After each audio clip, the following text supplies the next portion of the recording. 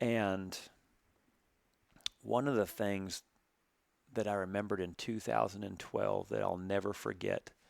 So I was trying to get back home more often and see my dad as he was going through more cancer and more things. And he was still, like I said, from 2009, they didn't know if it was going to be 2 months or 2 years. And here it is at 2012, and he's still kicking hard. He's still riding horses, and I think he was still roping. I had came back home and won a pro-am with my dad in 2012, and we had a saddle together. That was the last time my dad and I competed, was in 2012, and him and I had won a saddle together. We had won our last roping together. It was at Dean Tufton's, and that was something I'll never forget. The last run him and I made, the last roping that him and I had entered throughout all the amateur rodeos and times roping growing up, our last one we roped in, we won it. I still have the saddle to this day. Um, that one meant a lot. That was something I'll never forget. And so amongst the 2012 rodeo season, I was still trying to get back up there when I could to come see him. Well, we still kind of had some issues. We still had some arguments here and there. We were still working on getting along still, even at this time. And so I remember I came back home one year, excuse me, after a couple rodeos. I had a few days of downtime. I came back home. And I remember I was staying with him for a few days, and I was upstairs, or I was up there at the house, and he was down there. And I kept watching him piddle with this colt for hours, maybe an hour, maybe an hour and a half, things like that. Just picking up his feet, just doing something, that would require me just being impatient. But not my dad. No, no. Oh, Flicka, you're almost there. Oh, you've almost got all 4 feet. And just being as patient as you could be with this colt. I think it was maybe a weanling or year-old colt. And I just remember the patience he had. It really stuck out to me. And he loved animals. He really did. People not so much. He always told me people can understand English, but horses can't. And so he always had a real big bond with horses. You could tell that put a lot of the fire out inside of him, was the horsemanship. My dad was real mean and angry earlier, and he softened up so much. I think a lot of that had to do with his horsemanship. I think a lot of that, he learned a lot about himself, I think, through his horsemanship. And he developed so much patience with those horses, learning to do that. And I could tell that was something he truly loved. So as I'm home, I'm trying to find some things for us to kind of do together. I'm trying to bond with him and struggling a little bit on finding some things we could do together. Well, so I decided one day, I said to myself, let's just get Dad to help me with some of the things I've been struggling with during the runs. I think that would create a bond between us. But what I kept noticing was how much patience he kept having with these horses. So I kind of had an idea a little bit of like, if this goes where I think it could go, because my dad can get very impatient, especially in teaching. Maybe this might give me a chance to where maybe we can bond and get some of these issues that we have uncovered. So we go out and ride, and I told Dad, I said, Dad, will you mind help me with a couple things? I said, I'm not collecting my horse very well. When I'm roping steers, I'm not doing a good job in the corner of collecting my horse to set up the corner very well. And one thing that my dad was really good about is he could heel on his horses in a halter. His horses were so soft. He could stop them horses with his fingertips just because of how soft they were. Well, mine are pretty hard. I had a hard left hand. I rode a lot of unbroke horses and learned to ride that way. So as I'm trying to develop feel and some softness, my dad was really good at that. So I really want to talk to him about that. And so we went out riding one day, and he was trying to help me, and he was trying to show me how to soften them up. And of course, I'm not. That develops feel and timing, and I'm not getting it to how he's explaining it. And so it doesn't take long before Dad's getting very, very impatient quickly. And he starts cussing me. I can't believe that you've made the NFR. I can't believe you've made it this far and you don't know how to do these simple maneuvers. And I start laughing. And I said, Dad, at least I finally met your expectations to where at least now I've gotten to a point where you at least think I'm good at something. So I guess we're in a better spot than we've been. And I'm trying to throw some humor into it to where we can both kind of relax and get to a spot where we can make fun of each other for a little bit. And he's just shaking his head as he's kind of giggling. And I said, Dad, I tell you what, if you'll show me as much patience as you've been showing that yearling colt in the round pen on picking up his feet, Dad, I promise you I'll get it. And that moment forward right there was our last argument. That was the last argument we had ever had. He literally changed his tone. That made sense to him. That resonated with him. He started encouraging me. He went from my biggest critic to my biggest fan in that one conversation. I would kept messing this drill up, and he would, you're almost there. Now that one was better. There's where I think you could get a little bit better, is your timing right here. Oh, I was eating up with it. It was like we developed a new relationship. It was one of the first times I think I truly felt eye level with him. And I remember that day. That was a good day. That was one thing, that was one day I'll never forget. And that really started getting me to where I really wanted to start getting better with my horsemanship. Our bond between me and my dad, I would say, was rekindled by horsemanship. And so when I talk about horsemanship at a lot of my clinics, I always tell everyone how near and dear it is to me because of how it brought my dad and I closer together. And that was Chris Cox and I become pretty good friends in that time zone as well. And I remember him telling me that a lot of time horsemanship will uncover what's going on the inside. How you treat your horse a lot of times is how you treat yourself and how you treat other people. I started noticing that. I noticed that I was kind of hard on my horses. I was sharp with my horses. That's how my dad was with me. And when I started seeing how my dad was soft to me and how he was being patient with me, I really wanted to start learning how to do that with my horses as well. And so I really started getting ate up with the horsemanship at that point in time. And so I'd made the NFR again in 2012, and back to Jackie, to where she's riding one of these horses that I was needing to sell, and we kind of started hanging out. And it was enough to where I always thought she was a very beautiful woman. But I kind of thought she was one of those girl power chicks that thought girls were better than boys. Just from kind of where I categorized her a little bit, because she was always, she was a calf roper. She was hanging with guys all the time. She'd be at the jackpots. And what I mean by hanging with guys, like she'd be hanging with them in her event. Like when she would go to calf ropings, like she's hanging with the guys. When she would go to team ropings, like she's hanging with the guys at her number level. And I always noticed her horses were really good. And so I started becoming a fan of her a little bit throughout this time period of when I first met her, just because I knew her because I'd humiliated myself in front of her. And so, of course, I was always kind of paying attention because I'd heard so many good things about her, how great of a horsewoman she is, how great of a competitor she was. But I didn't know her. I knew her, but I didn't know her. And so in 2012, I make the NFR, and she was in the World Series competing out there. And so one night we decided that I told her, I said, hey, come have a beer with me. I get done signing autographs, I think, at one of these hotels. And I said, I was after the rodeo. I said, hey, when you get done, come have a beer. Let's go bullshit. And she goes, oh, you asking me out on a date? And I was like, oh, whatever you want to call it. And I had noticed a little bit the conversations that we had kind of had previous to this was always a little bit flirty. It was always a little bit gamey Always kind of had a little bit of that game feel to it, but in the best way possible. It was a game that was so much fun to play.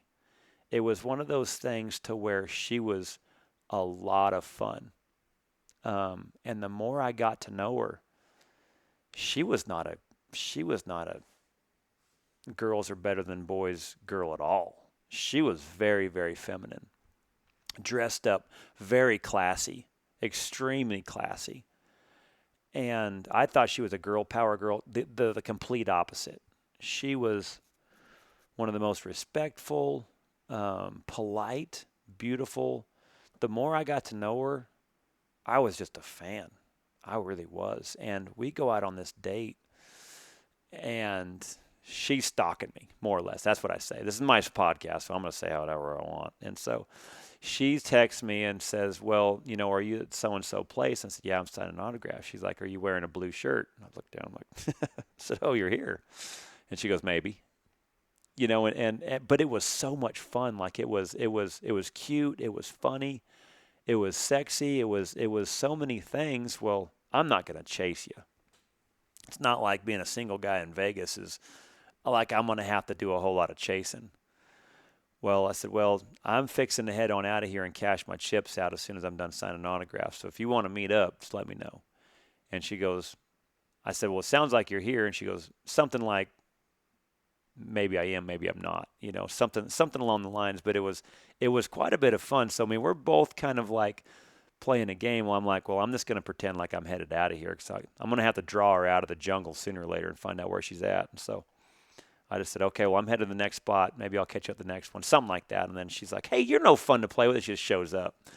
I said, well, that was the only way I feel like I could draw you out of whatever bush you were hiding behind. And so we hung out that night and we gambled. We got to know each other. And holy crap, what a cool girl. I had never had a connection like that with a girl in my life. That was something. It was amazing. I couldn't even hardly put it into words. And so it's closing down to the end of the night and stuff, and we're just been talking and hanging out with some of my friends and telling stories and getting to know each other. And she's like, well, I guess that's about it. And I said, yeah, we're getting close to that. And I said, I can show you one thing if you're interested, though, that would probably blow your socks off. And she's like, are you inviting me to your room? I said, no. I said, I have a little spot that I go to that's pretty fun, if you'd be interested in it. She goes, well, what is it? I said, I can't tell you. And I said, but it's a lot of fun.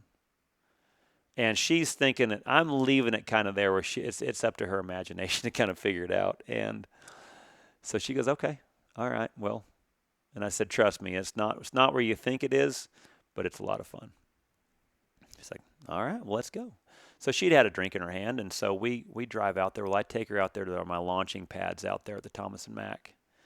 And I take her out there, and I'm driving through the launching pads and throughout the park or throughout the parking lot right there and stuff, making sure there's no cops because when what I'm fixing to do right there, I'm fixing to get pulled over for sure.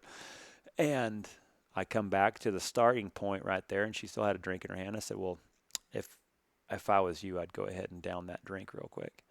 She's like, are you telling me what to do? In a funny way. She wasn't doing it to me. She was just being funny. She goes, are you telling me what to do? I said, no, ma'am. I would never do that.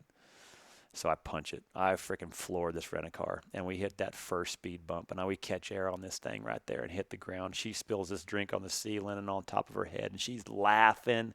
I hit the next speed bump, and we hit that catch air and hit the ground again, and she's laughing, and I hit that third speed bump, and I hit it, and it's right before a stop sign, and I pull the e-brake and slide to a stop, and then I punch it back again, and I go out through the parking lot, and I start these poles out there, these light poles, I'm pole bending them. I'm going around the other side, hit the e-brake, spin around them, and she's laughing. I run the whole pole pattern, and it had been raining a little bit, so it was real slick, so you slide so good. And I hit this last one, and I slide it, come to a sliding stop right there, and I'm telling you, this girl was out of air on how much she laughed. And I was like, any girl that's crazy enough to hang with me through this is probably a girl that's a lot of fun. And we we kind of got to know each other a little bit those few days and stuff, and but not quite dating yet. And so I leave the NFR, and we had kind of stayed in talk for a little bit, and then one day, I think there was a relationship maybe that she was in on and off a little bit, was still not quite. I think they thought they were over, then they weren't, and then after a while it was over, and so I was like, look, I'm bowing out of that. I'm not. I want to make sure that, if you're the type of girl that if I was to date, I would want to make sure that you got all that stuff away. So I would think that anybody that's ever dated you is going to be a hard time to get rid of you. So I would think that maybe once you guys figure out where you're at, then I said, thanks for letting me know. And so it was one of those things. She wanted to make sure that wherever she was at was clean. And so that relationship came to a halt, and it was one of those things where we started dating, and wow. I mean, anybody that's ever met her was, you're just floored at what a lady she is, and how much respect I had for her, and how that just turned into a relationship. And I mean, it was something I never experienced. And so I had a great year in 2013. I was getting my horse herd back again. Had Patron, was developing some other horses, and had Bullseye, and had a really good year, and made it to the NFR again, and finally, I win my first round at the NFR. This is something that had eluded me my whole career. My 62nd run at the NFR, and I finally win my first round.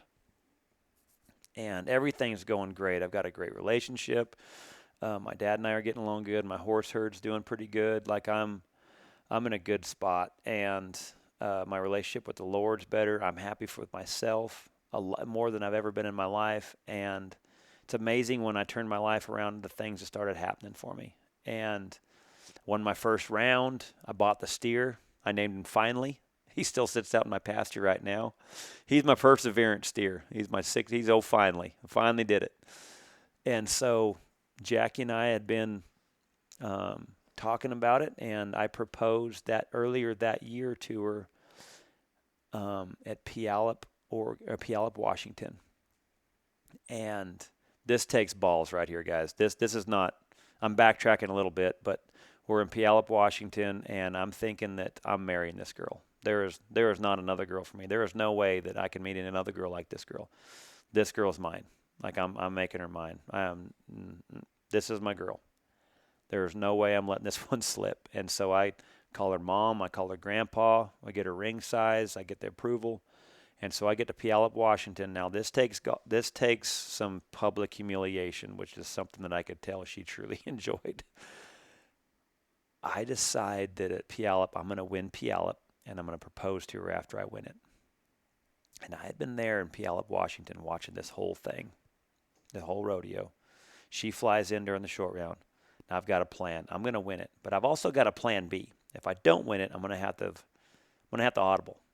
But I'm going to win this thing. And when I get up there, I'm going to get on TV and ask her to marry me. I think I won second. I think I split second. I didn't win it. I'm like, plan B. All right, plan B. Well, the clown had been doing this potato launch. He had a spud launcher, and I'd been bragging about it all week about how I wanted this spud launcher. And that's what he was shooting shirts out to in the stands.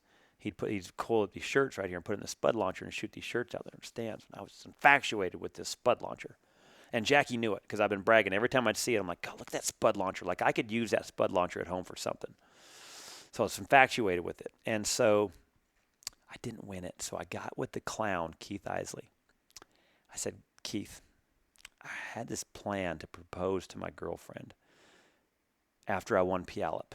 I didn't win Puyallup. Could we work something in this clown act of yours right before the barrel racing where you do the spud launcher act, where maybe when you come up there and start asking questions to the crowd that maybe we can kind of put it in a skit?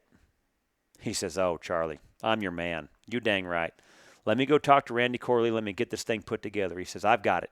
So we start talking. He says, I've got it. He says, when I start doing these question and answer before the barrels, he said, you and Jackie walk through the crowd, and I'll see you, and we'll audible from there. I said, great. So Jackie has no idea this is coming. I've got this ring in my pocket. I'm nervous. This is not smart. I didn't realize this was on this was a broadcast live on the radio. This thing was broadcast live on the, on the big screen. Like for a guy, this is not smart, but I know how much she loved those romantic little, from girls watching romantic comedies, and so I'm doing this. This is what I'm willing to do for her because I want to make this special to her. And so sure enough, I tell her right before the barrel race, and I said, hey, Keith Isley's going to let me have that spud launcher. She's like, what? I said, yeah. He said to come get it right before the barrels, and I can come get the spud launcher. He's going to give it to me. She's like, nuh-uh. I said, no, come on, let's go get it. I want to show you the spud launcher. So I throw her off on this old spud launcher kick. And I'm getting so into this story that I'm telling her all the things I'm going to shoot with it when we get home. I'm going to put a potato in it. I might put a beer can in it. Like, I'm telling her all these things I'm going to shoot the spud launcher with. And we start walking across the crowd, and Keith Isley steps up, and he's starting to talk about how, all these things about rodeo and this and that. And he's coordinating in the stands with the crowd back with Randy Corley about all these things, rodeo. And I go to walking by him, and Keith Isley goes, well, who better than to ask a rodeo question than a cowboy? Here comes Charlie Crawford. And right about that time, Jackie goes, she just disappears. She goes down in the stands like, oh, no, I'm out. Like public humiliation, she's gone. She's out. So now I'm up here by myself. So I'm trying to figure out how I'm going to pull this thing off. And so Keith Isley, he comes up there and gets the mic in my hand. He goes, if you could ask anybody in this crowd a question, what would it be?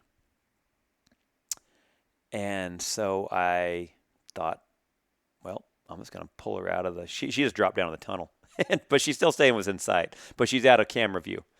So I get down on one knee with a microphone in my hand, and I pull out a ring, and I look at her, and I says, well, one question I'd like to ask this young lady, if I remember right, something like that, was, Jackie Hobbs, if you would marry me. And she comes out of the crowd. Of course, I think Keith had to go get behind her and like pull her out of the tunnel. And she comes up there, and this is live on broadcast. The whole world's seeing this. I had no idea how much this was going to bite me in the rear again. And she comes out there, and she gets in front of the microphone, and I said, Jackie Hobbs, would you marry me? And she literally got on with the microphone in her hand, goes, I don't know, let me think about it, or something like that. I was like, oh my gosh, this is just a complete, just kicking the pants right here. And then of course she said yes. But so that's how we got proposed. Not highly recommend it, guys, fellas. That's a big swing. And so yeah, everything was going great in 2013. My life was turning around. We got done in the NFR, had a great NFR, bought a place in Stephenville, and we thought we were probably getting married in Vegas, but it was just too hectic. When I knew for sure that Jackie was going to be my wife, she's like, instead of a big wedding, why don't we just do something between just a couple of our friends? We get married, and we take that money and we put it towards a place. I'm like, oh, you're talking my lingo. And so we ended up, the development relationship that I have with Trey Johnson, he's also an ordained minister. And so we decided in December, in between her birthday and Christmas, that we were going to get married. And so we got married on our place that we had bought right by our tank. And I believe J.J. Hampton, we had to have two witnesses. And so J.J. Hampton came for Jackie, and I had Luke Brown come, and he was my guy there. And the neighbors actually came because they was out feeding cows. And we got married on our own place. Trey Johnson married us right there by our tank. And one of the things I recommended too that I thought we did a good job of was Trey. I told Trey, I said, look, after my first marriage, I'm not going to put rodeo first again. I said, I'm putting God first in this marriage this time. I am not screwing up this one. I learned from my first one. I'm not doing that again. And so we did a pre-marriage counseling session, Jackie and I did with Trey. And so he gave us some homework and some books, and it just asked all the hard questions that you would want to know, that you would know later, obviously, but it was all the hard questions before we got married. And it was amazing how well we were put together, how well we fit. And so to me, when we got married, there was just, to me, it was no doubt. Before I had proposed to her, we were doing this when I was on the road. We had nightly sessions where we talked about it, read about it, and talked about it, and it just felt without a doubt we were on the same page. And so that was a big deal. That this time I am making sure that I put God first in my marriage.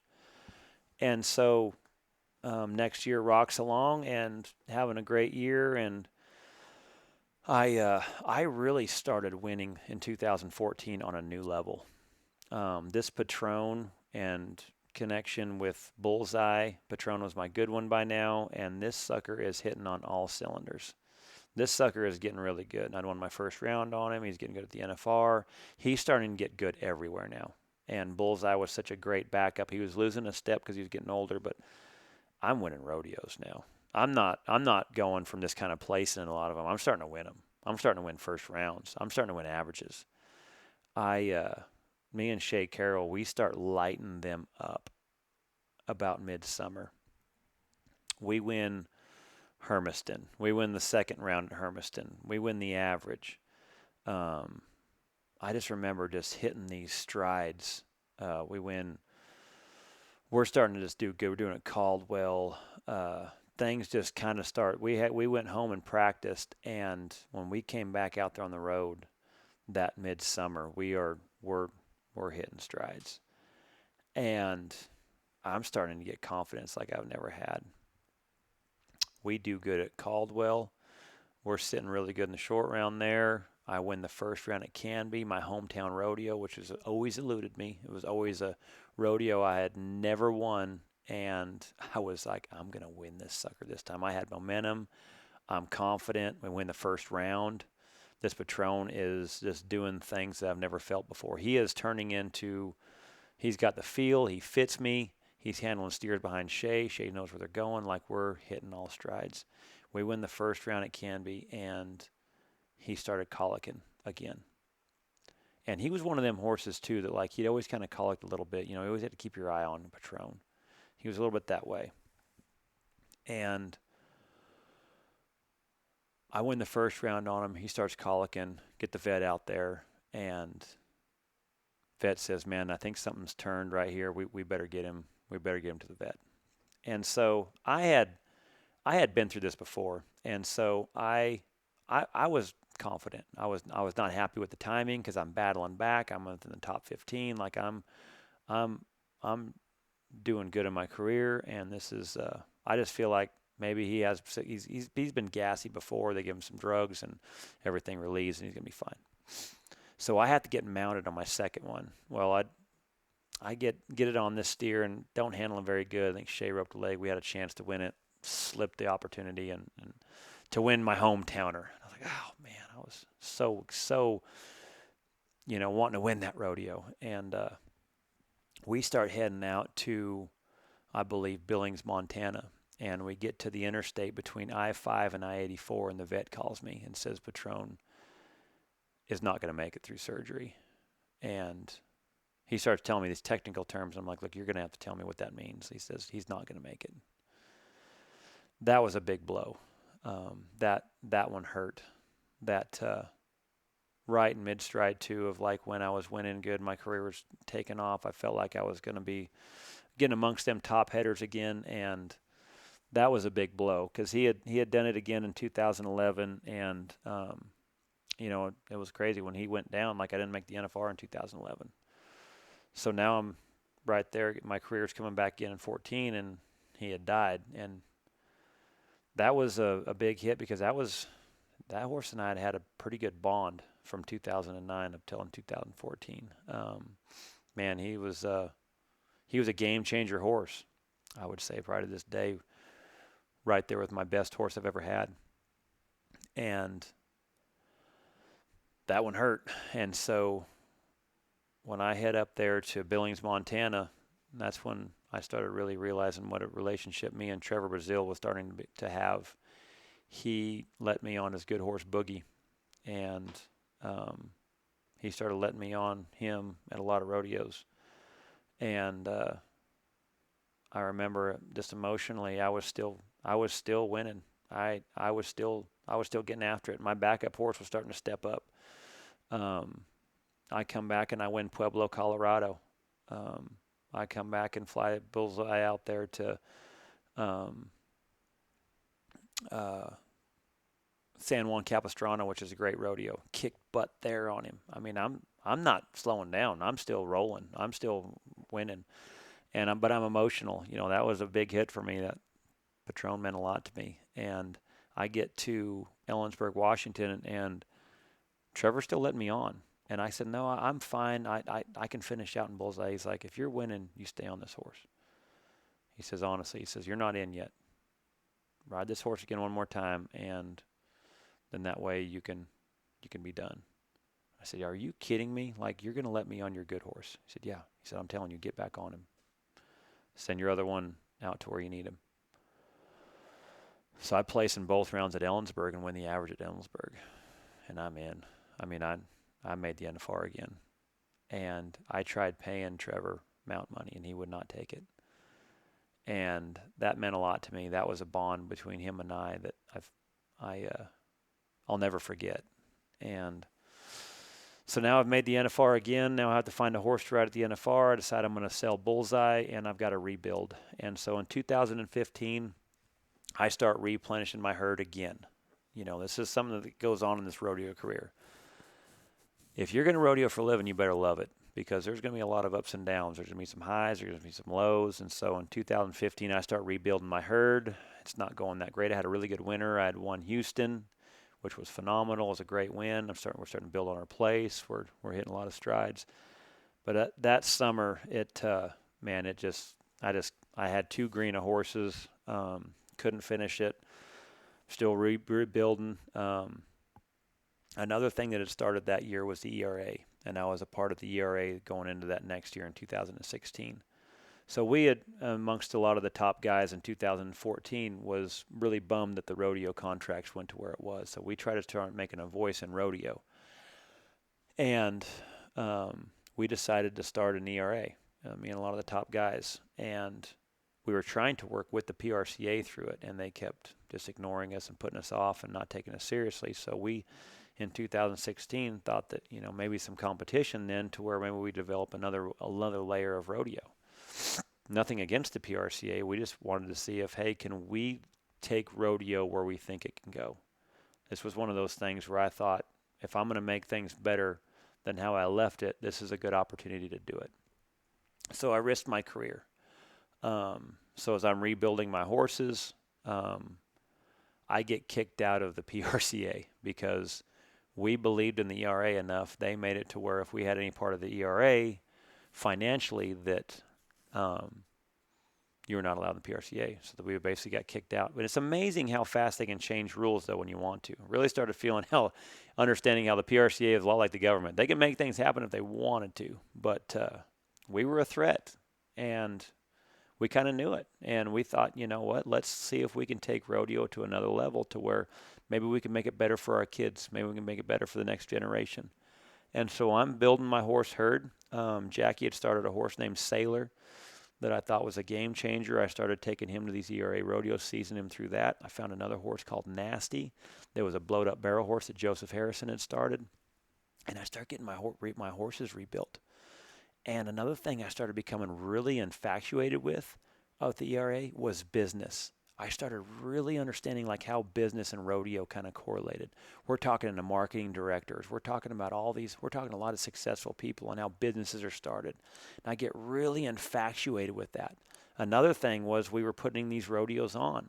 So we were starting to get another appreciation for committees, what it's like to be a rodeo committee, how much more you start appreciating these committees. You know, being a cowboy, you just kind of take it for granted.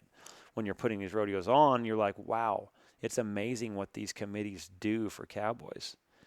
And I had a blast that year. I was doing way more lessons. I was rebuilding my herd, but I was broke. I'm telling you, it was amazing how much more I appreciated rodeoing because I didn't realize how much more my bills were getting paid because of rodeo. One other thing is there's a lot of conflicting sponsors with the ERA and the PRCA. So I started losing sponsors as well. Kind of in another area right here in my little career right here to where I'm starting to see how much, I'm starting to kind of see what it's like when you uncover rodeo for the first time. We're starting to see how the strings are attached, who's kind of running it, how it's getting ran. Learned a lot that year, and we had a blast.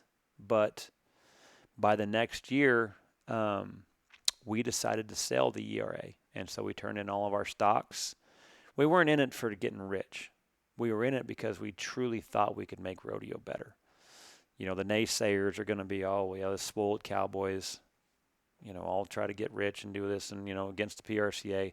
It was amazing, though, when it came to that, you started seeing how things got political. You were either ERA or you were PRCA. You couldn't be both. And wow, I started seeing how politics played. That was mind-blowing. But it wasn't that. Guys lost their careers. There's sometimes that was the last time they made it because they believed in it. And when you're that broke, you better believe in something that you're doing. You're not doing it because there's money in it. You were doing it because you truly thought you could make a difference. And that is exactly what and why we did it.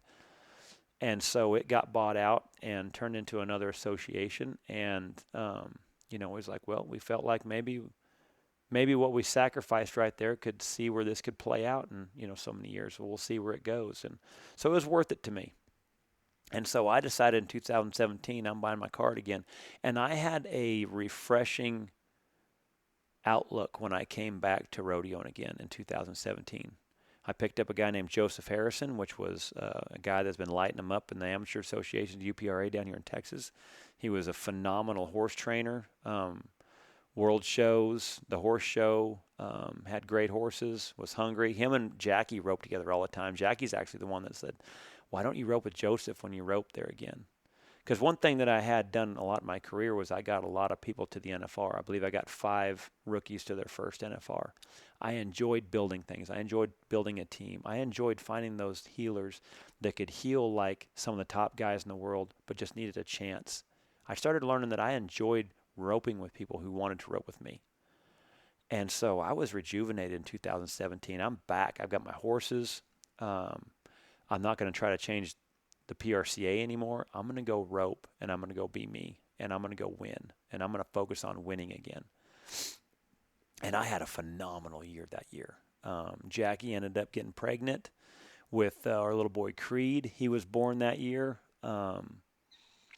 We also moved in Cadence at that time. I had been keeping a good relationship with her, with Jackie, and she was coming over and seeing us more. And when we got our place rebuilt in 2016, Cadence started moving in with me full time and going to school down here. And I've been watching her, keeping up with her, and stuff like that. And she's been seeing her quite a bit, up into that 2009 part. But this is like, all right, girl, you got a shot now to become something. And so she moved in with us. And we were taking her to school. We were taking her to Pee Wee rodeos. And Jackie took her in like a mother. She really did. When I'm telling you, Jackie impresses me at every level. She took her in like her own. It meant so much to me. And so 2017, I'm going at him again. And Creed Man was born. And it was something I never experienced before. It's amazing how God puts instincts in you that you never felt that you've had before. I watched that little boy be born. I took to him like a lion. Like there was nothing's gonna get in front of this little guy. I mean, I had this little guy. Nothing was gonna happen to him. I even blocked out the nurse when she was changing his diaper because I thought she was being too rough. I've never done that before in my life. I have never gotten in front of somebody who knew more than me and freaking said, "Hey, like, you be careful. Like, I actually blocked her out. I'm like, what the crap am I doing? Like, it was amazing, those instincts that to this point, had never felt, because I'd never seen a newborn, that was there in that connection. And it was so special, and special that my daughter was with me now. Now I feel like I'm really starting to put God first. Now I'm starting to really feel like what kind of man I'm wanting to become. And so I made the NFR again, and me and Joseph had a great year. I'm back. My horses are back. My sponsors are back, and it was a great time. That was a great year. And then Joseph wasn't sure if he was going to rodeo again, and so I was like, I wanted to have someone that's a little more full time, and so I kind of struggled partner wise in 18 and 19, kind of finding that fit again. I was roping good in 18. I roped good enough to make the NFR, but I just couldn't ever find that fit to make it. I roped good enough though, and then 19, I was still working on a few things right there. When you start in the rope in the 80s and professionally rope in the 90s, you've got to keep up with the trend. You've got to keep up with what's going on, because if not, you're gonna fall to the wayside. Well, there's a lot of styles that change from the 90s to the 2000s to 2010 to 2015 to now 2018, 19. Speedy showed up in the late 19s and early 2000s. 1990s and early 2000s, and then you had Driggers who showed up. You had Clay Smith that showed up. They started, Dustin and Squeeza started taking what Speedy had made into the new level. And so I've really been owning on trying to change this style to make it to where I'm getting faster, more consistently, where my horses are working good. And so 2019, me and Logan Medlin started roping that summer, and I didn't rope very good. I was really working on this one thing right here where I was trying to get better at, and man, my consistency was going south. And I wasn't so sure that maybe my time is starting to wear out. Maybe my time is starting to, Father Time might be finally catching up with me. And I'm really working on developing this, and we kind of get it started before we leave for Reno, and I was real streaky that year. It's probably one of the worst years I'd roped, honestly, because it was this one thing I was trying to change. Well, we come back that fall from Pendleton. I missed to make the short round at Pendleton. I remember seeing my dad. Headed back home. I don't know what I'm going to do next year. I'm not really sure. I was starting to kind of think maybe I'm at the end. Not real sure. And so I started telling Logan, I said, look, I know I roped terrible this year. We're on our way back home. I said, look, I also understand too that this is something that you really want to do, and I'm not sure where I'm at. I've never roped this bad in my life, and I want to be honest with you in the fact of, if you get a chance to rope with somebody better, look, we're friends first. And so, because Logan was a good friend of mine. I've known him for a long time, since he was a kid. I've done clinics with his dad. I knew his dad when his dad was rodeoing. Great family, great people. And so I was really trying to make sure, I was really trying to make him to the NFR for the first time. We had buddied throughout my career. We become really good friends. I was really wanting to get him to the NFR. He was kind of my last project. I wanted to make sure I could get him to the NFR. And so we leave in 19 and head home, and I told him, I said, look, I understand if you want to rope with someone else. That's totally good. I'm not sure where I'm at. And he looked me in the eye and says, we're a team. We're going to make it. Next year, they better watch out. He says, I know I didn't rope very good. And he said, I know you've got more in the tank. And when he said that, I'm telling you, a fire lit up in me like I hadn't had in a long time. I started feeling what partnership felt like. I'm like, all right. Well, if we're going to do it, let's do it. No jacking around. We came home that fall in 19, and we started kicking their butt when we came back down here in the fall. What I was starting to get ahead of was finally starting to become a habit. And this little last thing that I was working on with my swing and my delivery and handling my horse in the corner was starting to turn into a habit. When 2020 arises, man, we lit them up. We did good at Denver. We did good at Fort Worth. Man, we are hitting some strides. My horses are working better than ever. I got Sailor and Nasty. and starting to develop some other horses. Cotton was coming up, Sailor's half brother. I bought a horse that was related to Nasty. I called him Dirty. He's on his way up. Like my horse herd, Mike, I'm starting to get some stuff coming back up under me.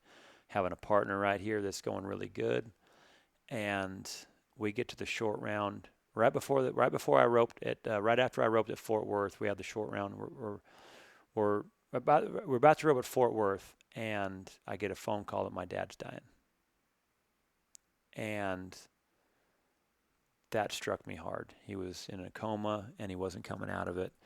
I remember he had asked me at Denver, like, how you been doing, this and that, and he'd been in and out of the hospital. He's having some weird situations going on, and right before Fort Worth, when I get back from Denver, he'd kept asking me how I did at Denver, this and that, and I was letting him know, well, I don't hear nothing back from him. And then my stepmom called and texted me and said, your dad's in a coma. I don't think he's going to make it. I think he's only got a few days left. Maybe not even that. Well, I'm thinking he's going to come back too. He'd been beating the odds since 2009. Like, he's not dying. Like, I had in my head, he's not dying. And I remembered that night when she told me that, I had sent him a text message, said, Dad, I know you're going to wake up. Please call me. And I had a dream that night that he had called me and said, Dad, he goes, Charlie, how'd you do at Denver? How'd you do at these rodeos? Because that's always what he always wanted to have, that relationship. Like, he was always asking me, like, how you doing? How's it going out there? And he even told me one time, he says, all right, I want to make sure that we talk once a week. He says, would you care every Monday if you're not busy, if we talk once a week? That way I know exactly what you did at all the rodeos. I don't want to read about it. So we started having conversations every week. Every Monday we talk. And I had a dream that night that we had talked. And I woke up, and that felt as real as could be. I woke up at like 3 a.m, and I sent him a text and said, Dad, please call me. And when I woke up, I had actually felt like we had talked. He told me how proud he was of me.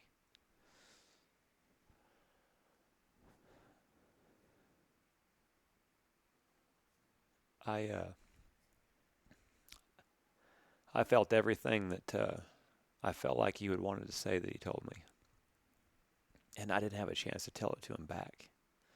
So I really wanted to have that conversation with him, and I never got to.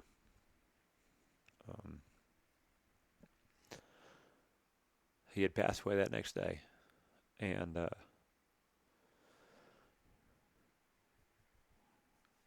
I that one hurt. I really wanted to tell him everything that I wanted to know. And so I sent him a text message before he passed away.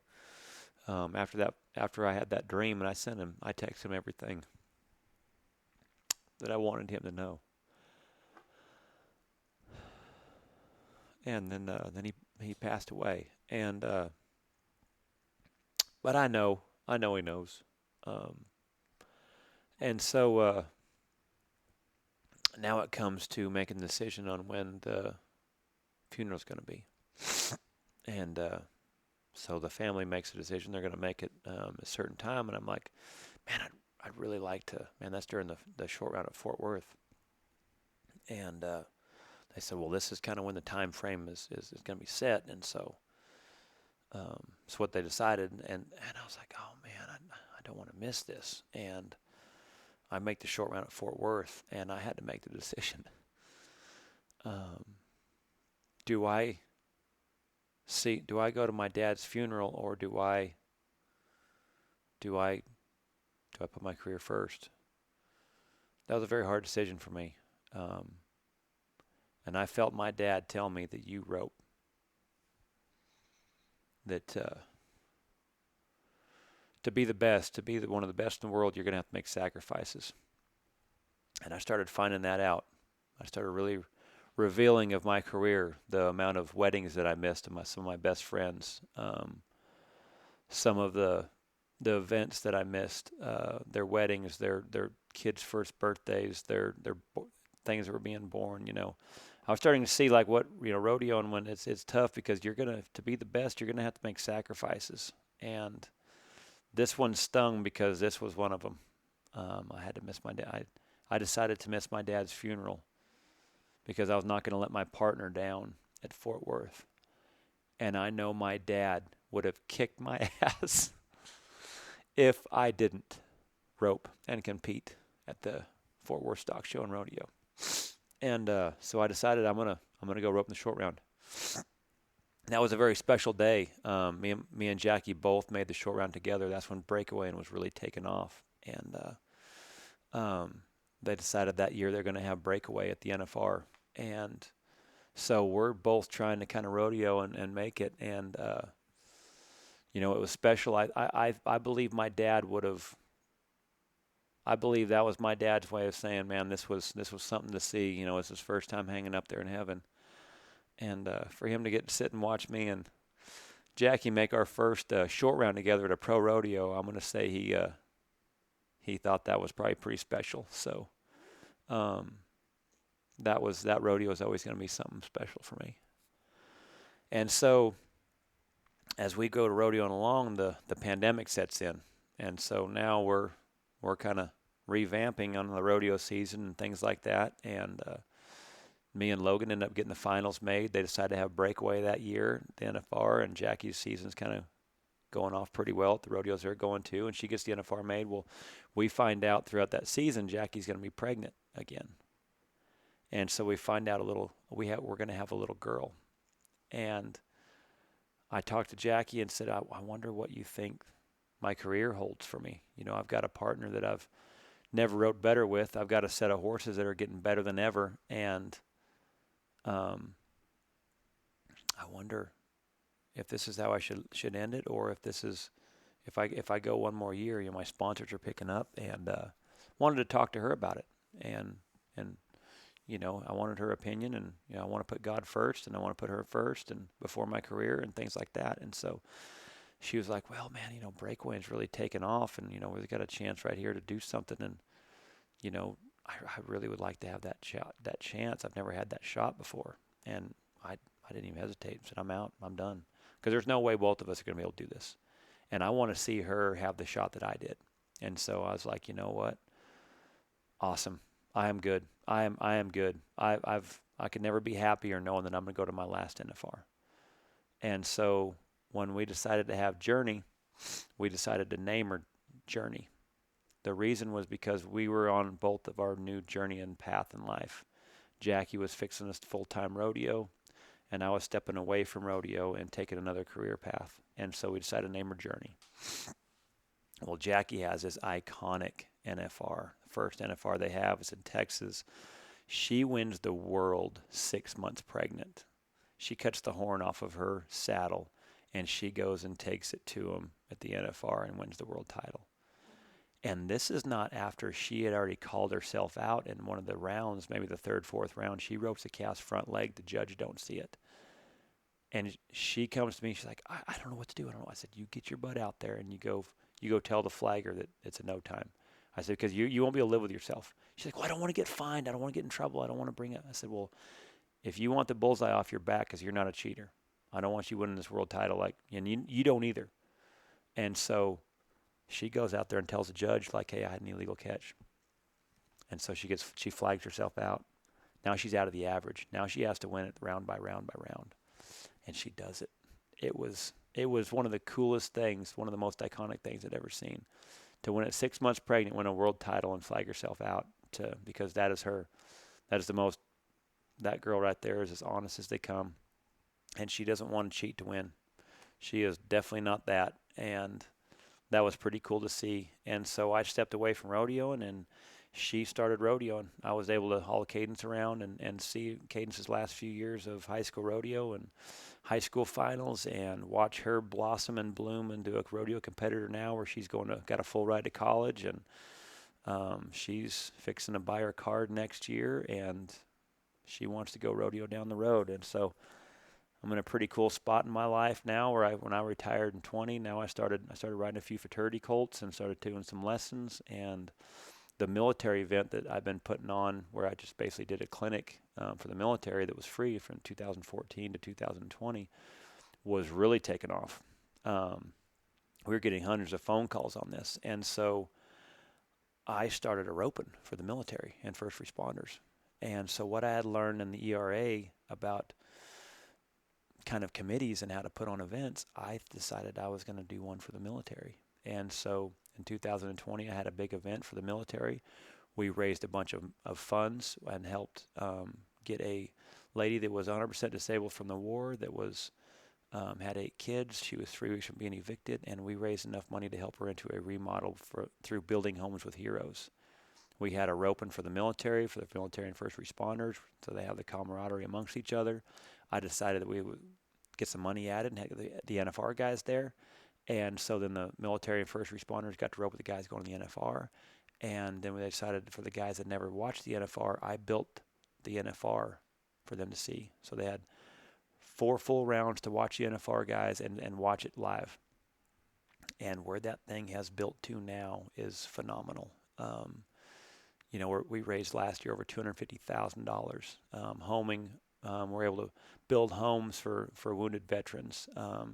We're able to provide comfort for families in the law enforcement whose significant other have been murdered in the line of duty to help soften the blow of funeral costs or whatever they need until the benefits come in. And I was able to learn now, instead of being so selfish, what it's like now to give back.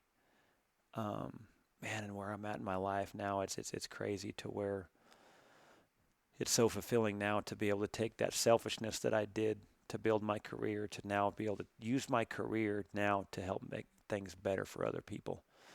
And what this is doing with guys in PTSD, what this event's going to, and these are the badasses of the country. These are the guys that keep us safe. These are guys that keep this country free, and that means a lot to me. With my dad being a Marine, and so where this has taken me in my venture in life, this is one of the legacies I want to leave behind and show my kids what it's like to do things for others. And so me developing as a man continues to grow every day, and I'm very proud of that. And also, learning business, learning how I was really during the ERA, I really loved the business side of things on growing businesses. And so I've been learning how to develop. Jackie and I have got some rentals where college kids come and stay here in Stephenville, and we're able to provide them with a place to rope and housing. And my clinics have took off, and so I'm building that into a business now. And a lot of the things that I learned through the ERA is kind of where I'm at now that I'm wanting to take to the next level. And so I owe a lot to rodeo. I owe a lot to God. I owe everything to God and Jesus Christ. I owe a lot to Trey Johnson, who's been one of my great friends. I owe a lot to my wife that makes me a better man, a better husband every day. My sponsors that stuck with me through a lot of things to get me up and down the road, because if you don't have sponsors, man, it's very, very hard to make it. They play a big part. That's how you get your fees paid. That's how you able to put fuel in the fuel tank and get you to the next rodeo. And so how you represent yourself is very, very important to getting those sponsors. So many guys that I think get their hand put out there like, hey, I need some money so I can rodeo. That's not what they're looking for.